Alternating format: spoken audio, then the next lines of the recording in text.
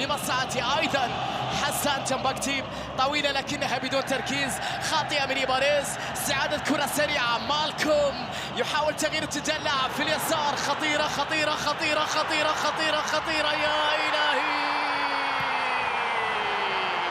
جميلة جميلة جميلة جميلة يا سالم. تمريرة تصل بعد ذلك إلى تيوب، تمريرة الرد مع ناصر، دوسري إلى سالم بلمسة جميلة لكن فيها تغطية، نونيز عدى بروعة أمام إيباريز، مرتدة سريعة خطيرة هلالية، داروين نونيز يحاول بكرة لمالكوم،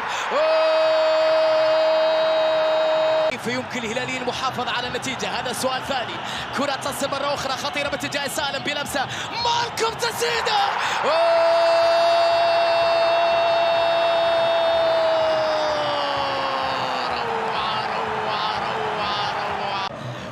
ومع أفضلية هلالية في أحداث هذه القمة حتى الآن. كرة تصل مرة أخرى لمصلحة ميو، لمسة وفرصة متاحة للبريكان في راس بكرة عرضية خطيرة، هدف هدف أهلاوي في الوقت اللي فيه يا إسري قلل من قيمة الهجوم الهلالي وترك الكثير من المساحات.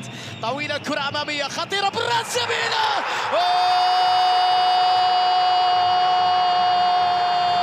هذه الركنية، هذه العرضية بالراس،